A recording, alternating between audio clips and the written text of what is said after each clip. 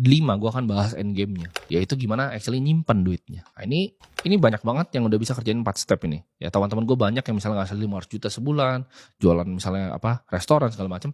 Tapi begitu ditanya uangnya mana, nggak punya uang, karena dia nggak ngerti yang nomor 5, yaitu menyimpan. Caranya gimana?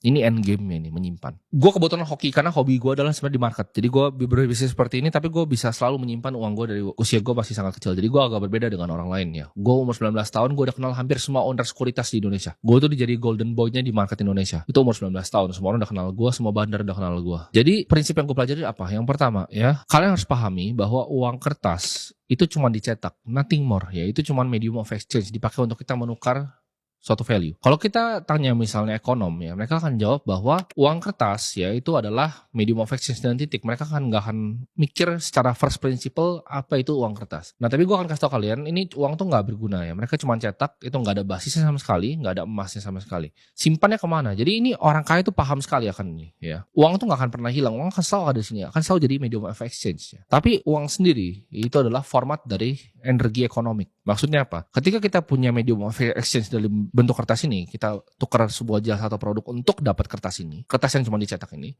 buang kertasnya. Ya, ini orang kaya paham ini. Buang kemana kertasnya?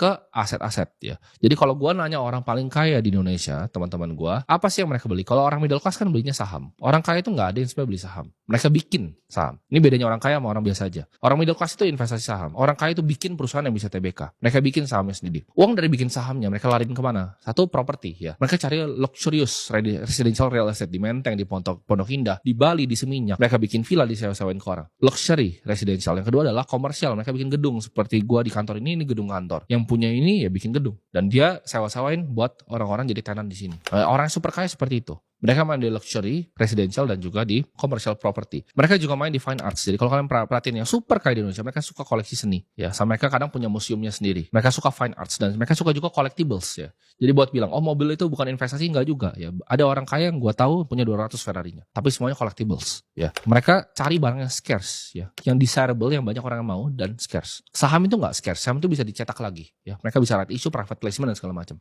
Bitcoin itu scarce ya. Kalian bisa simpan aset kalian juga di Bitcoin. Fine arts ya, hal yang desirable. Contoh seperti jam Patek Philippe ini juga desirable ya. Gampang sekali dan liquid sekali. Gue jual ke teman gue bisa langsung laku. Energi ini bisa disimpan di medium of exchange ya. Jadi tiap negara tuh punya medium of exchange masing-masing ya. Jepang punya yen, Amerika punya USD, ya Australia juga punya, ya Singapura juga punya sendiri. Nah tapi ini akan tergerus 5-10%.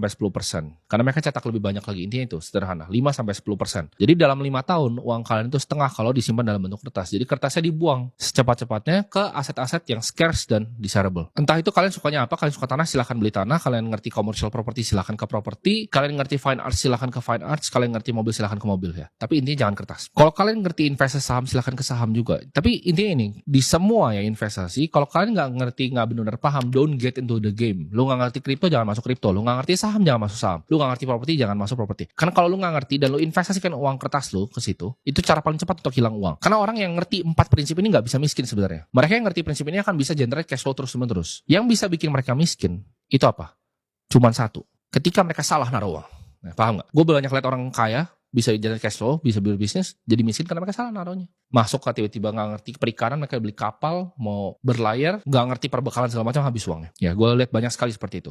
Salah naruh uang. Dalam fase akumulasi ini, orang yang tahu persis aset apa yang dibeli, ya akan justru diuntungkan. Dan orang yang gak mengerti aset apa yang dibeli, itu justru akan selalu dirugikan. Nah, untuk menyimpan kekayaan ini, banyak banget orang-orang, ini gue bilangnya tikus-tikus ya. Tikus-tikus yang suka grogotin harta kita. Nah, gue udah nyampe di sini juga, gue udah lihat banyak-banyak tikus-tikus ini. Nah, ini gue akan sharing nih, tikus-tikusnya ada apa aja. Satu, banker. The banker is not your friend. Ini mungkin kalau kalian nggak punya duit, kalian nggak akan bisa relate. Tapi begitu kalian udah punya duit, kalian akan bertemu dengan accountant, tax advisor, lu akan ketemu dengan lawyer, lu akan banker. Gue akan kasih tau mana yang teman kalian, mana yang bukan teman kalian. Ini karena ini fase end game ya. Jadi kalian mungkin bisa balik ke video ini kalau kalian udah nyampe di end game-nya. Nah di end game ini yang teman kalian pertama itu adalah lawyer. Ya lawyer is your friend. Ya lawyer itu akan banyak membantu kalian dari masalah-masalah. Lawyer itu bagus. Banker is not your friend. Banker akan grogotin kalian dengan segala macam produk ya. Begitu kalian udah nyampe nanti misalnya di BCA Solitaire atau kalian udah nyampe private banking gitu, kalian punya private banking di Singapura, it's not your friend ya. Financial advisor, ketika uang kalian masih, gue ngomong misalnya di bawah 100 miliar lah, atau bahkan sebenarnya lebih sih, misalnya kalian masih di bawah 300 miliar, financial advisor ya, it's not your friend ya. Kalau misalnya itu financial advisor apalagi cuma di Indonesia, it's not your friend. Mereka cuma minta fee dari kalian, taruh kalian di reksadana yang gak berguna, yang akhirnya growotin kalian punya uang. Karena mereka dibayar dari sana. Kapan kita bisa pakai wealth advisor? Ini beda nih, bukan financial tapi wealth advisor. Ketika uangnya di atas 300M ya. Mungkin lo udah punya family office yang di Singapura, lo udah punya misalnya separate account di Gibraltar, di Cayman, lo udah punya estate di beberapa tempat, lo udah punya di Seminyak di Bali, lu udah punya di Jakarta banyak, lu udah punya bahkan lu mau ekspansi ke Thailand, lu punya di Singapura properti. Udah terlalu sulit untuk ngurus, ini baru pakai wealth advisor buat ngurusin. Tapi kalau lu belum nyampe level sini, don't ever touch financial advisor ini, tikus-tikus grogotin kalian. Nah, untuk sampai ke fase ini, financial security kalian harus beres dulu ya. Yang paling sederhana, basic makanan, transport, kehidupan itu harus udah beres dulu, itu yang pertama. Jangan pernah taruh ya, mau di properti, mau di market, mau di fine arts, uang yang kalian butuhin untuk yang basic needs ini ya. Jangan bego. Basic needs-nya penuhin dulu, barulah kita taruh uangnya di market. Uang dingin, uang beku kalau bisa. Nah, ini kita harus tahu dulu, ada dua tipe orang. Ada yang dia lebih risk averse, ada orang yang risk on, dia berani terima resiko untuk mendapatkan hal yang lebih besar.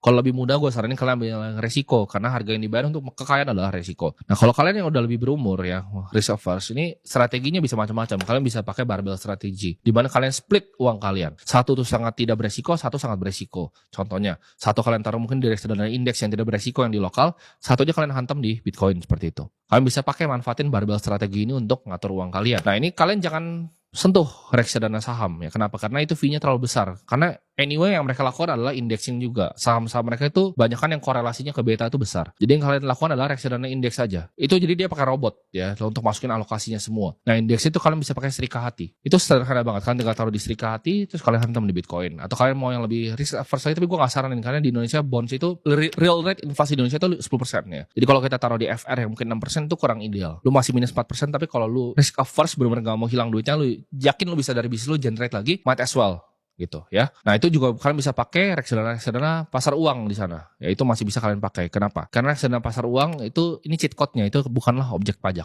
Itu rahasia di situ. Nah, tapi gue saranin kalau mau indexing pakai luar negeri, kalian bisa pakai di sana antara indeksnya Nasdaq atau S&P 500. S&P 500 di kiri, kalian bisa hantam di misalnya Bitcoin di kanan, atau misalnya kalian mau di emas batangan di kiri, Bitcoin di kanan.